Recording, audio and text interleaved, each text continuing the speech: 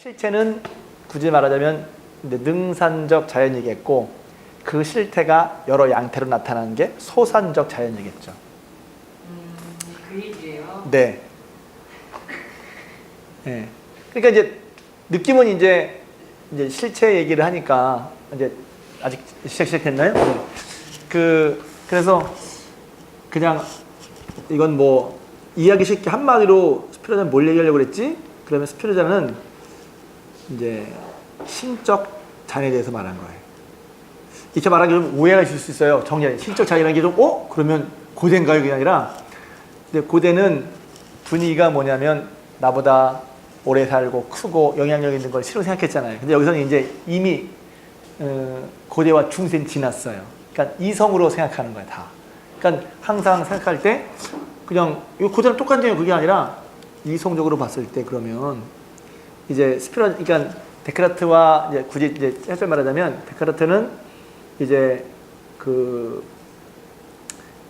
확실한 거를 이제 중세 이후에 확실한 걸 찾게 되면서 이제 사유를 통해서 이제 생각한다는 고로 존재하다 그런 얘기를 했잖아요. 그러니까 이제 그렇게 이야기하고서 그래서 확실한 것이 이제 사유를 통해서 이제 자의식의 자의정계를 통해서 이제 나도 있고 또 신도 자유도 증명을 했는데 그러니까 이제 신과 자연에 대한 설명이 뚜렷하지가 않은 거예요. 불분명한 거예요. 희미한 거예요. 쉽게 말하면. 그리고 이제 그렇게 말하면서 책에 나왔는데 실체를 세 개로 얘기했거든. 신과 자연과 인간이라고 했잖아요. 근데 신은 붙은 거고 원래는 이제 데카르트가 영원히 있는 거가 뭐냐면 사유잖아. 사유. 그러니까 사유가 실체 속성이라고 왔어요. 그리고 연장. 그런 거 책에 잘 안 나오는데 연장은 뭐냐면 사물이 있다는 거지. 사물이 있으면 사물은 공간을 차지하고 있다는 게 연장이라는 거예요. 그러니까 그런 게 있는데 있는 그 실체가 그런 것이 있는 걸 실체라고 했고 실체 속성을 이제 사유와 연장이라고 봤단 말이에요. 근데 이제 그렇게 봤는데 이제 스피노자가 보니까 실체라는 것은 여러 개 있을 수가 없다는 거예요. 왜? 실체라는 게 뭐냐면 아까 말한 것처럼 다른 것에 영향을 받지 않아. 스스로 있고. 그럼 벌써 세 개라면 이 셋 중에 똑같은 게 아니라 누가 영향을 주고 받을 거 아니에요. 그러니까 실체란 것은 스스로 있고 또 다른 것에 의지하지 않고 영원하고 자유고 이런 것이 실체라고 할 수 있는데 그 실체는 다른 게 아니라 신이란 말이지. 신. 그 실체가 신인데 그러면 소크라테스는 인간과 자연과 신을 실체가 봤는데 그게 아니라 결국 실체는 하나란 말이에요. 그러니까 데카르트의 3실체를 1실체로 봤단 말이에요. 그게 그 얘기죠. 1실체로 봤단 말이에요. 그러니까 그 쉽게 말하면 데카르트가 신과 인간과 자연을 3실체로 봤지만 신즉 자연즉 인간. 양태를 말씀하시니까 이해가. 네. 책에 나오죠. 양태로는. 있지만 그리고 제가 쳤지만 무슨 말인지 모르겠는 거예요. 그렇게 연결이 되는지를 모르겠는 거예요. 그리고 범신론, 범죄신론 저도 이제 뭐 학부 때 보고 시험도 보고 조금 제일 많이 나오는 얘기죠. 못 들은 얘기는 아닌데도 이게 스피노자의 신론이 그런 거다라고 그런 들었는데 거죠. 무슨 말인지를 모르겠는 거예요. 그러니까 그 신론은 지금까지 중세 기독교적인 신론과 완전히 다르죠. 그렇죠. 이성적인 신을 말하는 거예요. 이성적인 신을 말하는 거예요. 이성으로 신이 어떨까? 실체가 이런 것이라면 그 실체가 신이 아니겠는가? 그럼 그 실체란 신은 도대체 어디 있는가 말이지. 자연이라는 얘기죠.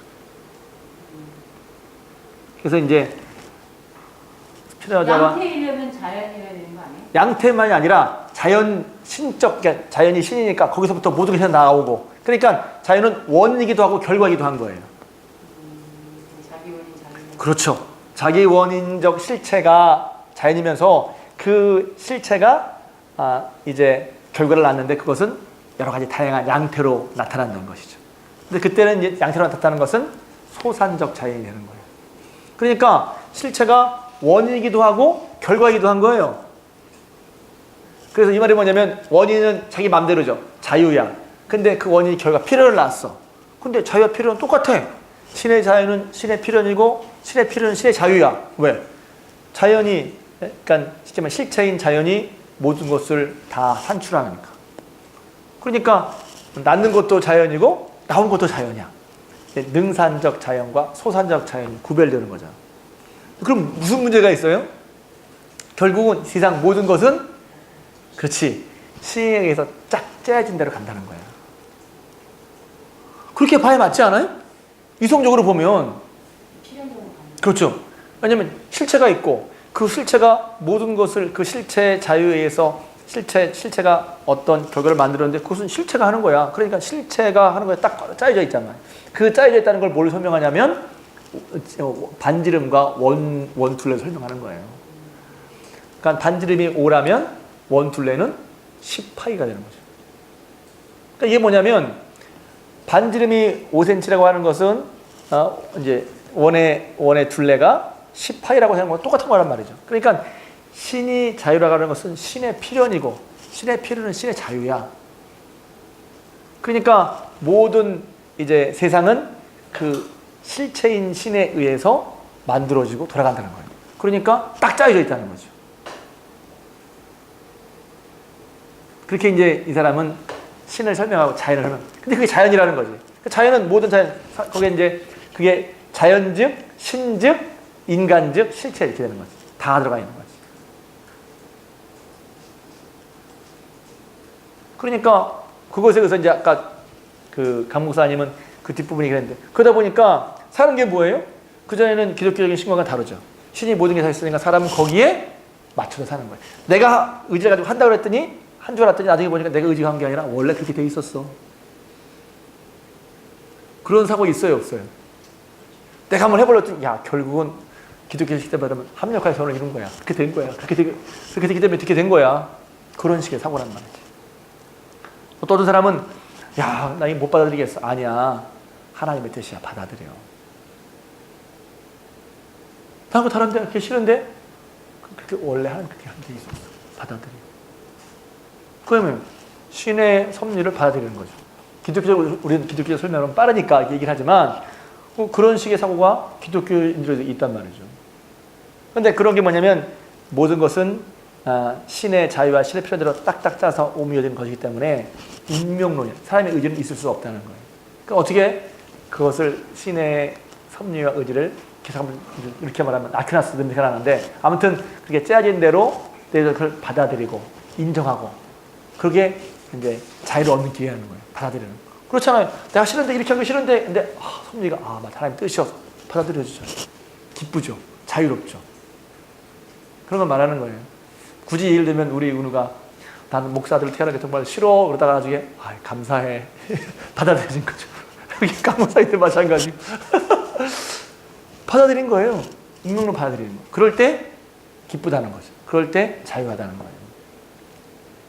그게 이제 이게 그냥 보통 뒷얘기를 많이 하는데 그래서 뭐 뒤얘기 뭐 아까 말한 전체주의 얘기도 나오고 그런데 운명론 얘기 나오는데 그게 중요한 게 아니라 이제 그건 이제 결과적이고 그게 이제 윤리론 그 스피노자의 윤리론 얘기하지만 이제 그게 그렇게 된 것은 먼저 이 사람이 이성적으로 그러니까 이성의 자기 중에 신이 이렇구나라는 거를 이제 정말 믿고 그렇게 했기 때문인 거예요. 그러다면 이제 자기 운명을 받아들여서 그 운명대로 사는 게 맞는 거죠. 왜? 우리는 그 속에 있으니까 신이 모든 걸 딱 짜는 대로 가야 되니까. 그러다 보니까 이제 아까 말한 것은 운명론이 되니까 자기 의지라, 그러니까 쉽게 말하면 개체성이 떨어진다는 거예요. 그래서 이제 그 사람은 개체를 강조하는 걸 하겠죠. 왜냐면 다 나타난 개체는 양태일 뿐이야. 진짜 실체는 하나이고 다 나타난 건 실체의 양태일 뿐이야. 중요하지 않아. 근데 이제 그 다음에 라피즈는 반대로 얘기를 합니다. 개체가 다 실체다. 이렇게 말합니다. 이것도 많이 비슷하죠. 어디서 많이 본 거랑 비슷하죠.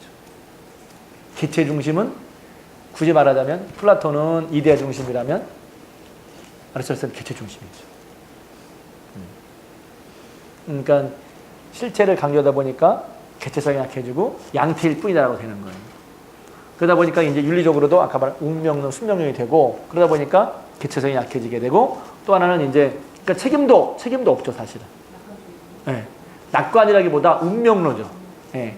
네. 낙관은 운명 좀 차이가 있잖아요. 어쩔 수 없어. 그렇죠. 낙관론은 잘 될 것이라고 운명론은 그냥 따라가야 돼. 받아들여. 그러니까 어떤 뭐 의지를 뭐 이렇게 한다는 게 아니라 그냥 수동적인 게 되는 거예요. 받아들여지고 운명론적인 그렇게 되는 거죠. 그러니까 뭘 고치거나 바꿔보라 이렇게 할게. 근데 고쳐서 바뀌었다. 어떤 사람이 내가 이렇게 애써서 고치거나 바꿨는데 그러면 원래 그렇게 될 거였어. 이렇게 되는 거죠. 그러니까 그게 다 이제 신의 섭리 아래 있다 이렇게 보여주는 거죠. 그러다 보니까 이제 운명론이 되는 거고 인간의 책임의 소재도 불분명해지는 거고 그리고 이제 그 아까 말한 유약추 설명이 안 되는 거죠. 옳고 그름의 개념이 없어요. 왜냐하면 어차피 그렇게 될 거였는데 그러면 이제 나빠도 원래 그렇게 될 거였어. 좋아도 원래 그렇게 될 거였어. 그러니까 유약추가 설명이 안 되는 거죠. 그러니까 처음에는 저는 제가 왜 어려웠냐면 제가 이제 제 마음속에 쉽게 이해했던 건 뭐냐면 결국 이성적으로 신을 생각했구나 그런 거예요. 그럼 신이 어디 있지? 눈에 보이고 설명이 돼야 될 거 아니에요. 그럼 결국 신은 자연이라는 거야. 자연은 근데 그냥 보는 예전에 그냥 자연이 아니라 정말 자연이 하나밖에 없는 실체이고 그 자연에서 모든 것이 나온단 말이죠. 그래서 자연을 실체로 받고 신즉 인간즉 자연 다 하나를 다 섞어서 한 실체로 본 거죠. 근데 그 실체는 이제 자연이고 거기서부터 모든 것이 나오고 이제 모든 것이 양태로 나온다는 것이. 그건 운명론이 되고 그다음에 인간의 책임과 의지는 약화가 되고 그다음에 개체성도 약화가 되고 그리고 위약추를 설명할 수가 없는 일. 그러니까 이게 제가 이제 와닿게 제 스스로 설명이 된 건 이게 결국 이성으로 신을 생각하면 이런 게 아닐까 신이 아닐까라고 하는 거예요. 그 뒤에 책을 읽으면 이런 얘기 나거든요. 이성은 그러니까 신은 무제약적이다는 게 아니라 무제약. 그러니까 신은 개성이 없다는 거예요. 의지도 없다는 거예요. 아까 의지 있다고 얘기했는데 의지가 있으면 신은 제한을 받잖아. 이렇게 하는 거니까 뭔가 한다는 건 이미 신이 제한적이라고 스피노자는 생각을 했어요. 그러니까 오성도 없어. 감성도 없어. 그냥 신이야. 무제약적이야. 신이 그런 존재가 아니겠나. 이성적으로 신일 때만 해요. 그러니까 이것은 당시 말하는 기독교적인 시간은 다르죠. 그러니까 평생 도망 다녀야 했대요. 이 스피노자는. 스피노자 그 신론하고 그 불교에 왜 집착을 버리라는 그거 있잖아요. 그거하고 좀 이렇게 많이 얘기했던 것 같아요. 불교하고 스피노자를 막 연결시키려고 막 비슷하죠. 불교 얘기가 나왔으니까 말인데 여시아문이라는 책을 있어요. 여시아문. 그 책인데 근데 저는 그 책 읽으면서 불교 이런 거 다 딱 하나를 깨닫게 주는 말이 있어요. 쉽게 말하면 불교가 말하는 거는 이제 한마디로 멈춰 있는 것은 없다는 거예요. 모든 것은 변한다는 거예요. 그러니까 변하니까 변하는 속에 집착을 할 수가 없거든. 이건 굉장히 철학적인 얘기예요. 사실 맞는 얘기죠. 모든 것은 다 변해. 헤라클레이토스 다 흐름 속에 있어. 다 변해. 근데 변하는데 변하는 것을 변하지 않은 것처럼 붙들고 있으니까 불안하죠. 그래서 이제 불교의 핵심은 저는 이제 이게 모든 것이 변하는 데구나. 무상이 불교의 핵심. 불교 교리보다 철학의 핵심이에요. 무상 같은 것은 없다는 거예요. 그게 핵심. 우와 그렇구나. 그걸 깨달은 거야. 왜 생로병사가 왜 있지? 또 잃고 병 들고 이게 너무 괴롭다. 깨달은 거야. 석가모니가. 무상이다. 다 변한다. 근데 변하는데 변하는 걸 완벽하게 붙들고 있으니까 고뇌가 시작이 되는 거죠.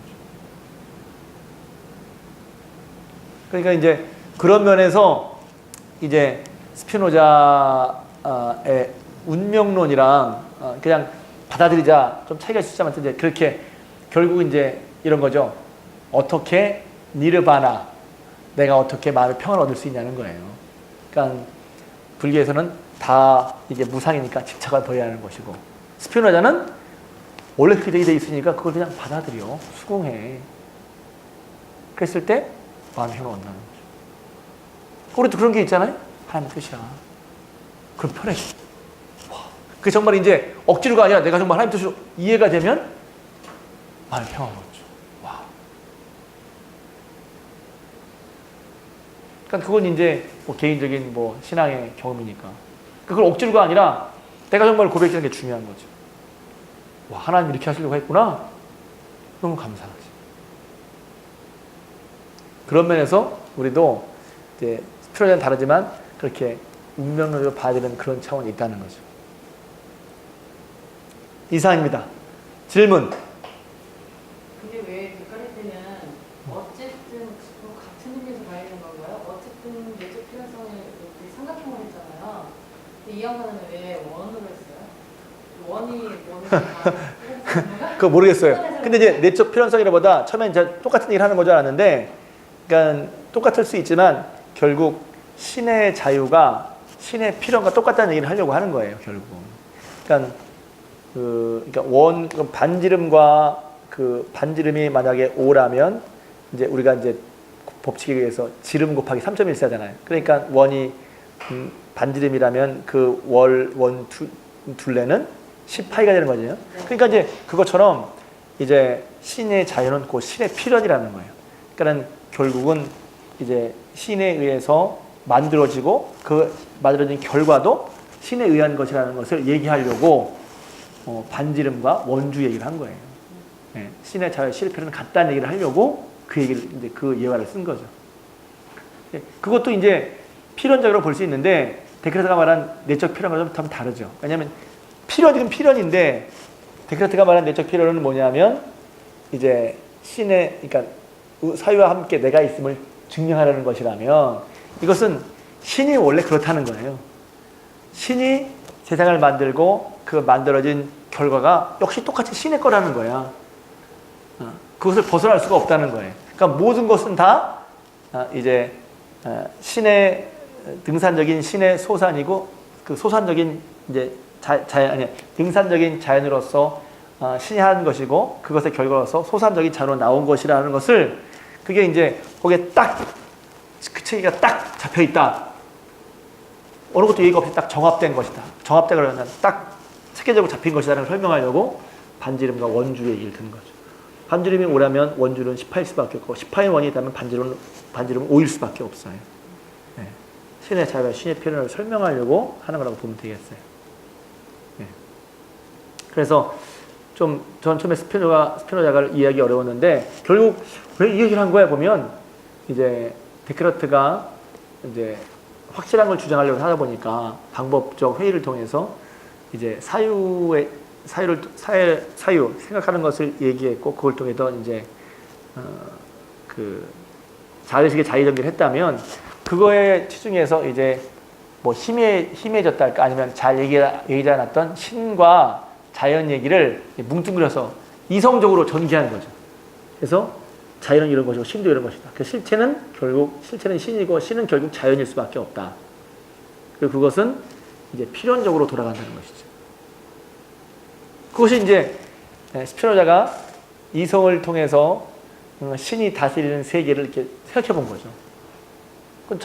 자연 속에 있는 우리도 역시 신적인 것에 있는 거죠. 우리도 이제 신의 섭리 속에 있는 것이고, 그래서 유명한 말이 있어요. 보통 사람들은 스피노자가 한 유명한 말을 있잖아요. 그렇지. 나는 지구의 종말이 오더라도 그걸 선지를 받으려는 거죠.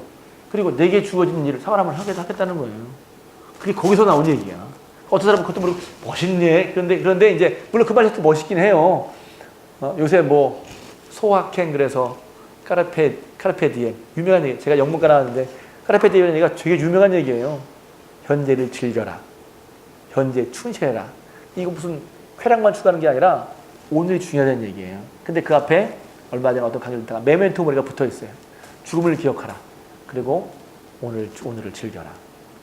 이게 뭐냐면 받아들인다는 거든 죽음의 현재를 받아들이고 지구의 종말이 오지만 나는 내가 해야 될 일 살아남으신 분을 해야 됐다는 거예요. 그래서 그거대로 정말 끝까지 그 안경을 가는 일을 했다잖아요. 끝까지 유명한 철학자가 자기의 주어진 일을 하는 거죠. 지구의 한 모퉁이에서 신의 섭리에 의해서 자기를 안경을 닦는 걸 하는 거예요. 철학자답게 살았죠. 그래서 어떤 사람은 정말 철학자다운 철학자라고 스피노자를 말하기도 한대요.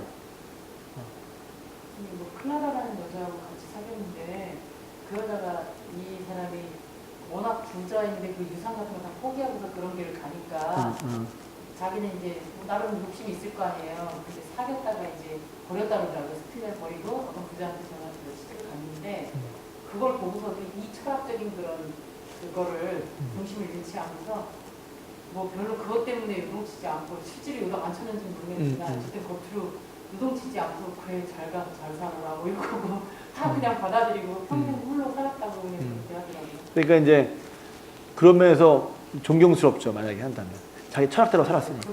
네. 그냥 철학자도 그냥 이론이 아니라 자기 철학대로 정말 믿은 거예요. 철학대로 살은 거죠. 네.